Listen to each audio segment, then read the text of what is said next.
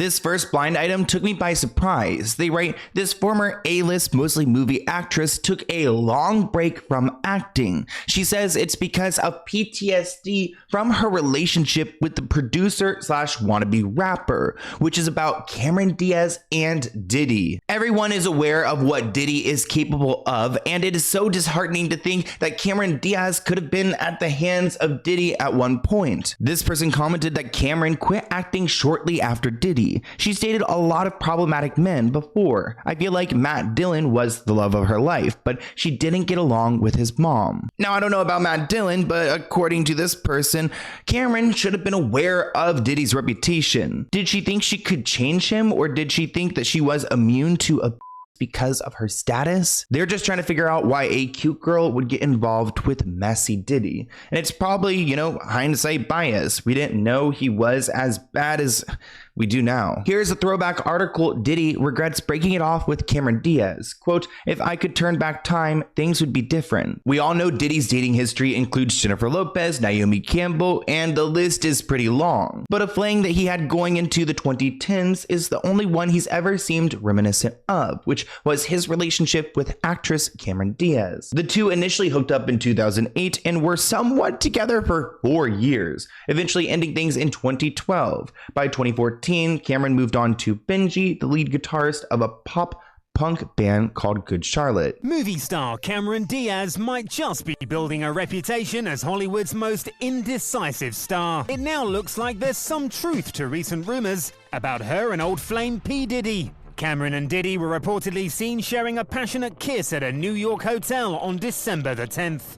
The revelation follows rumors in November that the two were casually dating again, though at the time the pair insisted they were just discussing a potential film project. So it looks like Diaz and Diddy have got something going on, although that might have changed by the time I finish this sentence. The news of them dating at the time made Diddy miss the years they spent together. Quote, he was at dinner and the subject turned to Cameron dating Benji. That's when Diddy said that if he could go back in time, he would change everything for Cameron. So I wonder what he would have changed. What would have he not done to her that left her traumatized? The source said that he was bummed, saying that she's the sexiest girl in the world. So it's not about her character. It's not like he misses who she is, but misses the time that he was with her because he felt like she was the it girl, which probably made him feel more powerful. When Cameron and Diddy were together, they were notorious for repeatedly engaging in PDA. Most notably in 2012, Cameron was spotted straddling Diddy at a party in West Hollywood. An eyewitness told Us Weekly at the time her hair was all crazy, her makeup was smeared, and they made out in front of everyone.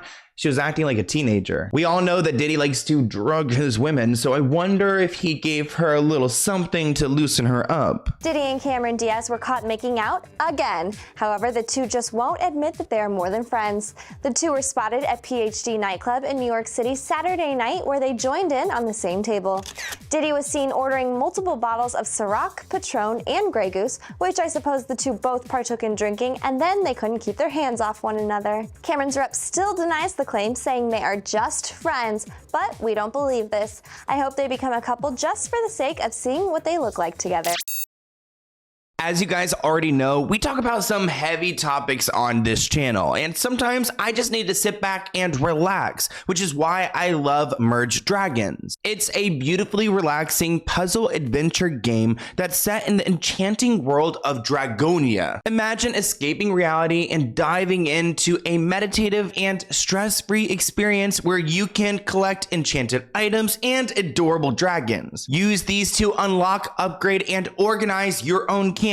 There's so much you could do in Dragonia. For example, you can merge dragon eggs, trees, treasures, and magical flowers. Each new discovery will bring a sense of accomplishment within the game. Also, organizing your own camp and watching it grow is immensely satisfying. But really, my favorite feature is the ability to breed dragons. So you collect these dragons, you think 2 of them are cute, well, you can make an even cuter one. There are over 500 unique dragons to collect and exciting events every month to keep the game fresh and engaging. So why not take a break and immerse yourself into the magical world of Dragonia? Download the game using my link in the description below or scan my QR code on the screen right now. Trust me, you guys are going to love this game. Thank you so much, Merge Dragons, for sponsoring this video, and enjoy. Thank you to our sponsor again, but let's go ahead and get back to this blind item. Our next blind item reads, the former housewife's husband lost badly in court to the singer to the tune as much as $6 million, which is about Cameron Westcott and Katy Perry. Katy Perry seems to have a streak when it comes to getting into legal issues, about property. I mean, she had the nuns that she was fighting in court, and one of the nuns died while they were battling, trying to protect their church from her. Well, again, another old rich person has died, and it's gone in Katy's favor. So I don't know what kind of witch power she has, but if she ever wants to buy one of my future properties, I'm just going to give it up, because everyone who, ends up getting into a selling battle with Katy ends up dying. This person wrote, reading about wealthy people becoming more wealthy makes my stomach churn. So yes, Katy now officially gains ownership of a $15 million home in Montecito after years of a long legal battle, which is crazy because why would you want, why is she so keen on fighting for this specific property? She now has ownership of the Santa Barbara County property under the LLC Diddy Dove B. Katy first purchased the 1930s mansion from entrepreneur Carl Westcott for $15 million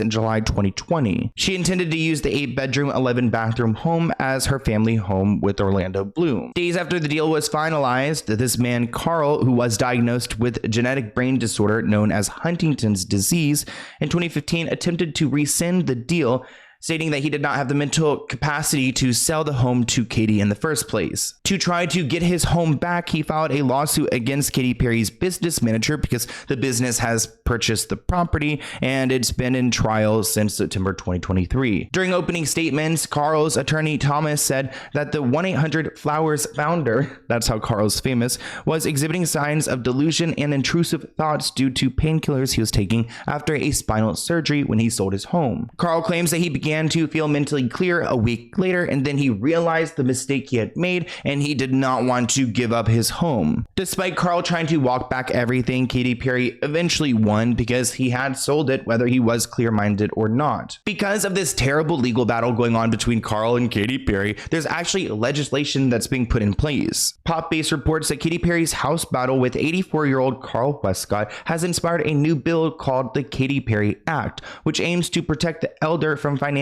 abuse when dealing with real estate. The act is being pushed by the Westcott family and already has support from the state and local legislators. So clearly there's something that Katy Perry has done wrong here, or they wouldn't be trying to change laws because of her behavior. Looks like Katy Perry's house battle with an 84-year-old Carl Westcott has inspired a new bill called the Katy Perry Act, which aims to protect the elder from financial abuse when dealing with real estate. The act is being pushed by the Westcott's family and has already been supported from local, state, and local legislators. So far, I think what is happening is either the elder was not given permission to sell his house. I think someone else, his kids or someone else, sold the house to Katy Perry without his permission, and she bought it, is what I'm getting at. But I'm also not 100% sure, because if someone sold it under his name, like his kids, it's kind of the kids' fault. Our next blind item reads, now the manager for the depressing Oscar-winning singer is getting involved in the feud with the A-list singer, which is between Billie Eilish and Taylor Swift. Danny is Billie Eilish's manager, and he's definitely not helping this situation. This person wrote that Taylor Swift is so greedy in this mess. Nobody stood in her way or tried to keep her down during her early ascension, but she's now pulling this crap with Billie Eilish and Olivia Rodrigo to try to stifle their star power. One person wrote, didn't Billie Eilish say something provocative, like throwing some fuel on the fire, like, well, at least I won an Oscar, trying to taunt Taylor? This person wrote, I think it's more of her managers, agents, and record label that cares a lot more than she does. Even her minions maybe, but she's all set. She doesn't need to worry. It all stems from Billie Eilish making a statement saying that Taylor Swift's 3-hour concerts are psychotic. Comment below if you guys went to the Eras tour, because I'm jealous. I would want to see it. Fans were happy after Billie seemed to shade Taylor and Beyonce's impressive tour set list. The problem is, does Billie have 3 hours of hits to perform? I love Billie Eilish and her music, but I don't know. I don't even know how many albums she has out. 3, 4? The comment came during a live stream through the app Station Head on Thursday, May 23rd. One fan asked her if she'd play the entire album during her next tour. She said, if I did that, I would have to cut out every other song that I have. Then she went on to go on a rant about how people who are performing for 3 hours are, I guess, egotistical egotistical or just selfish. I don't understand. I mean, I think a 3-hour performance, like, give the people what they want. I mean, if they're paying for a ticket and they get a 3-hour show, then that's awesome. The more the merrier. I'm not doing a 3-hour show. That's literally psychotic. Are you going to put out... Oh, okay, interesting. Are you going to put every song on Hit Me Hard and Soft on the set list when you perform? See, I can't do that. This is the worst part about mixing the two. My show would be like a million years long. If I did that, I'd have to cut like every other song that I have. So I'm gonna have to choose, y'all. But I'll do a lot. I'll do most of them. My favorite artist in the world. I'm not trying to hear them for 3 hours. You know what I mean? It's far too long. Nobody wants that. You guys don't want that. Don't want that. You know what I'm saying? I don't even want that as a fan. No, you don't want that. I promise to God, you don't. One Swiftie said that Taylor Swift could sit up there for 48 hours and sing the alphabet, the itsy bitsy spider, heads, shoulders, knees, and toes on repeat the entire time, and I would be first in line to buy tickets. Fans also pointed out footage from inside one night at Taylor Swift's record-breaking Eras tour, which runs about 3 hours and 15 minutes, along an aerial shot of a giant crowd that gathered to listen outside, pretty much signifying how impressive Taylor Swift is and how it seems like Billie's just jealous. It also doesn't help when Billie's manager is retweeting openly petty posts about Taylor, and it's all getting so messy. Danny shared a post accusing Taylor of preventing other artists from shining with her album releases. Danny met Billie back in 2015, and he liked a post on Twitter that reads, "Taylor Swift breaking her neck doing everything to prevent other artists from shining," essentially saying that Taylor releases music strategically to try to block other people from achieving chart success. The post was accompanied by a graphic that showed that when Katy Perry released her album in June 2017, Taylor decided to put out her entire discography on Spotify, which completely stopped anyone from paying attention to Katy. But really, is that Taylor's problem, that she's the best and people want her music? It was also pointed out in January 2023 that SZA was predicted to hit #1 for a 4th week in a row, but Taylor stopped that by putting out a new version of her album to, I guess, block SZA. The post further claimed that after Billie dropped her Hit Me Hard and Soft album in May 2024, Taylor dropped digital versions of her new album, The Tortured Poets Department, to then block Billie. Swift breaking her neck doing everything to prevent other artists from shining. As a partner co-owner as Los Angeles-based Best Friends Music, Danny Discover is currently co-managing global Grammy winner superstar Billie Eilish and her brother. He liked this tweet, "The Carbon Emissions Department, the most fraudulent release in history," a thread. Billie Hit Me Hard and Soft album review forgot Taylor and Beyonce's "This is the Bop album of the year." So I don't know, y'all. The manager is taking shots because I don't know, y'all. What do y'all think about Taylor just releasing 3 albums when she knew that Billie was coming out with music? I think that was pretty sneaky, but it's a Sagittarius move. Now, after his likes started getting some attention, he decided to delete his retweets and to stay off of Twitter. One person wrote, "This is messy as hell, but I'm glad celebs and celeb adjacent folks are being openly petty again. They're around to entertain us, so please continue." I like that stance. One person wrote, "I wonder how much longer Danny will be managing Billie. This is an unprofessional look regardless of my personal feelings on Taylor Swift." Our next blind item is about Britney Spears. The permanent A-list singer needs to look no further than the felon that she's dating to find her missing stuff. So Britney was claiming that her jewelry was missing, and a lot of people are pointing fingers at her felon boyfriend that she's got hanging around. I think we talked about him last week in our blind item breakdown because he's got like 9 kids allegedly running around. This person commented, "This is so obvious." Another person wrote, "LOL, this makes sense." And honestly, it wasn't my first thought. I thought maybe the conservatorship had taken her jewelry, but this does make way more sense. I mean, then she would have realized recently her jewelry's gone, and she posted on social media about it. She said, "You guys, for real, my jewelry was stolen," sharing that her jewelry box was mostly empty, which makes me wonder if she thought about the boyfriend that people have been warning her about, the one that she has been getting in physical fights with at the Chateau Marmont. A spokesperson for the Ventura County Sheriff's Office confirms to Page 6 exclusively that on Monday they have not received any calls for service regarding any reports of theft from Britney's residence. So while Britney may be saying to the world that her jewelry has been stolen, she hasn't criminally filed anything. It makes me wonder if she even hit up her boyfriend Paul to see if he happened to know where he could have placed them. Despite the alleged theft, Britney went on to post 2 videos in which she appeared to be in good spirits, claiming that in one, she dropped 12 sizes that she dropped 12 sizes, like in a dress or in clothing. I mean, that sounds like a lot. I don't really know how sizes for women works, but comment below. That doesn't seem accurate. She also wrote that she wants a tongue piercing. Well, I guess she has some distractions, so she's not thinking about her jewelry, but this isn't the first time that Britney has gotten involved in theft. In August 2021, she actually called to report theft at her home in Thousand Oaks. She called and wanted to report some kind of theft. It wasn't clear what was stolen. When deputies arrived and contacted her security staff, they informed the deputies that Britney decided she did not want to file a report, so deputies left. Last month, sources told Page Six that Britney's pals were concerned for her because she had been blowing through her $60 million fortune following the termination of her conservatorship. Quote, she has no concept of money, one insider said. For over a decade, other people were in charge of her bank account and every purchase had to be reported to the court, even if it was just a pack of gum, but now she's on her own. Peers are also worried about the romance with her boyfriend, Paul, who Page Six exclusively revealed has a criminal past. Maybe that criminal past has led to him stealing jewelry from Britney's little old jewelry box, but here's the clip that she posted on social media.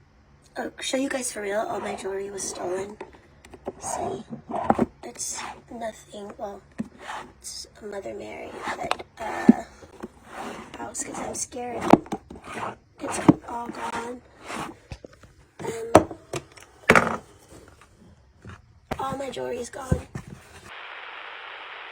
Now, this is interesting. Speaking of illiterate singers, this one is going to come out as gay, despite everyone around him begging for him to stay in the closet, which is allegedly about Bad Bunny, which I've been thinking about doing a video about Bad Bunny and Kendall Jenner, doing an update because they dated before. They might be dating again. Maybe she's just his beard. This person commented that he should come out. It's nothing to be ashamed of. But a lot of times pop artists and male actors, just celebrities in general, they do stay in the closet because their record labels, their managers tell them that, you know, you're going to lose your female audience if you come out as gay. So they are sometimes forced in the closet by the industry. Bad Bunny has responded to accusations that he has queer baited in the community, which means a straight man kind of like posing as a gay person for attention. It's like clickbaiting but queer baiting because people are now like, oh my gosh, he's gay because of how he's dressing. Bad Bunny opened up about being accused of queer baiting for doing everything from wearing traditionally feminine clothing like skirts to kissing male backup dancers.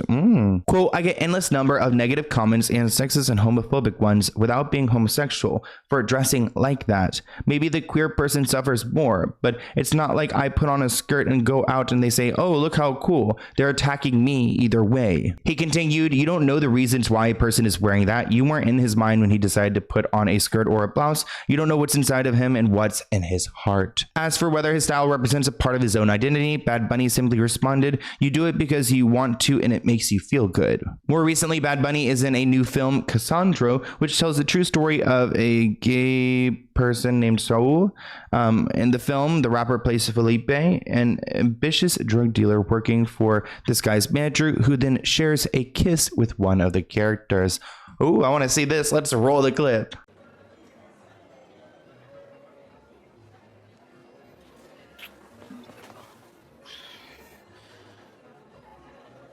No puedo, no puedo. Está bien, no te preocupes, está bien. No, no te hundes. Está todo bien. Perdóname. Nos vemos, mi rey. Bad Bunny, oh my god. Okay. Moving on. The smooch marks Bad Bunny's first on-screen kiss, which he described as a very cool moment. Which I can agree. I mean, my voice breaking, very cool.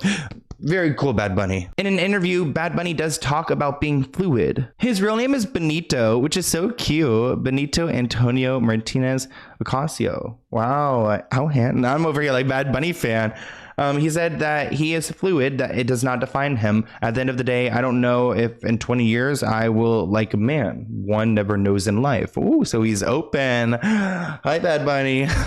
But he goes on to add, but at the moment, I am heterosexual and I like women. I know we've got like 80% women in my demographic. So ladies, this one's for you. Bad Bunny has dancers. We met the dancers. Yes. They're not all females. Some of them are gay males. He kissed one of them during his performance of the VMAs. We saw the concert. Yes. During the song, he doesn't do this. He didn't do that at any one of the shows. So people are now saying, is this queer baiting?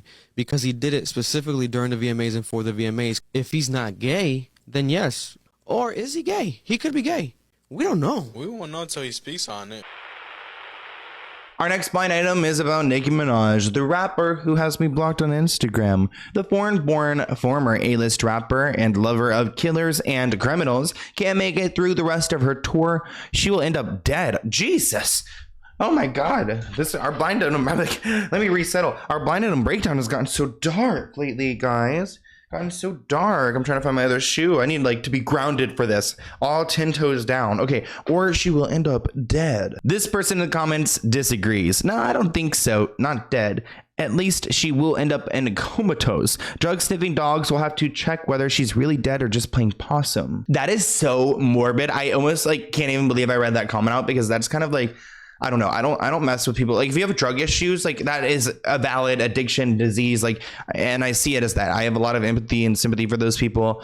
Ooh, I can't even imagine. This person wrote, why will she end up dead? Is it hard drugs? Sounds like she's such an idiot. Another person wrote, wasn't she traveling with illegal drugs on a commercial flight? Seriously? And Nicki Minaj did end up arrested recently. She apologizes for postponing a show after being detained for alleged drug possession, which, keep in mind, it is not hard drugs. She's not going to overdose on rolled up weed. People are making this a bigger deal than it is, but she was at an airport in Amsterdam and she was held up for drug possession. This actually led to her canceling her concert in Manchester. In her social media post, Nicki expressed her frustration with the situation and said the airport delays were intentional sabotage. After investigating the incident, the Dutch police took to Twitter to announce that the rapper had been fined and was allowed to continue her journey. Nicki Minaj made sure to live stream the heated exchange with police officers on her Instagram page. It showed an official talking to her about the drug possession and her denying it, claiming the weed pre-rolls were brought by a security team member,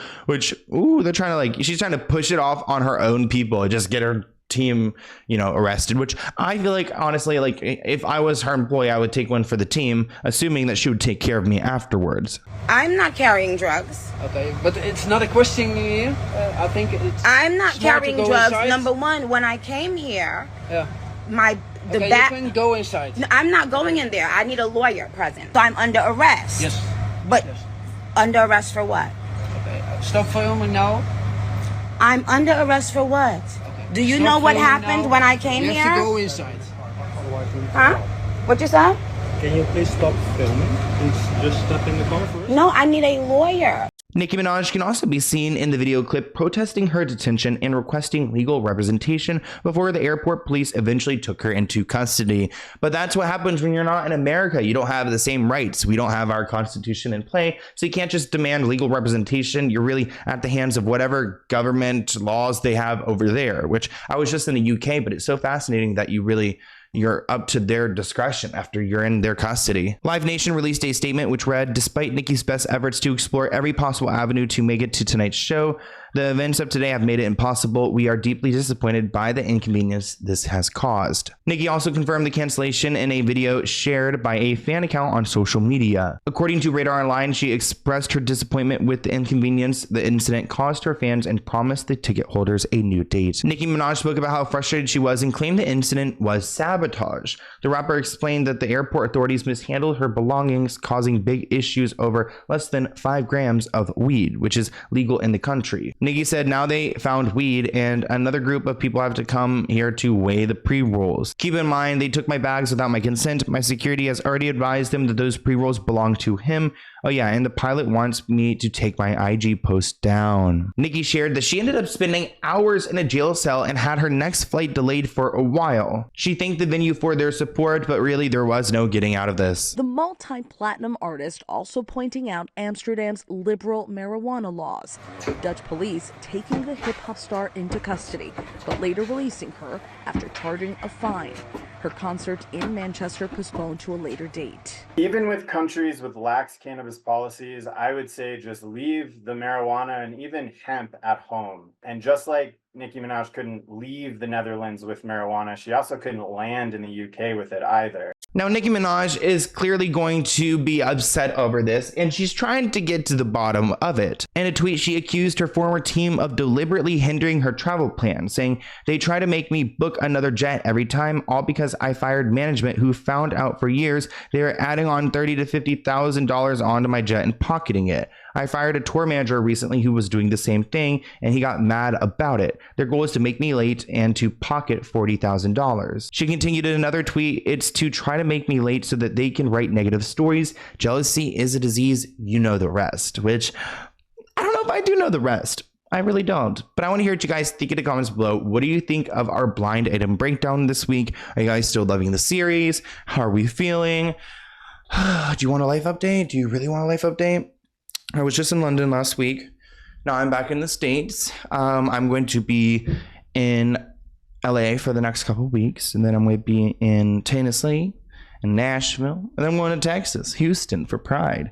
So if you guys are in town or around and you want to collab, let me know. My email is SloanWellKnown. Or if you have any other stories you want me to talk about in our series on my main channel or on my podcast channel, there's so much to talk about. SloanWellKnown@gmail.com. And I'll see you in a new video soon. And tune in next week for our next blind item breakdown every Thursday.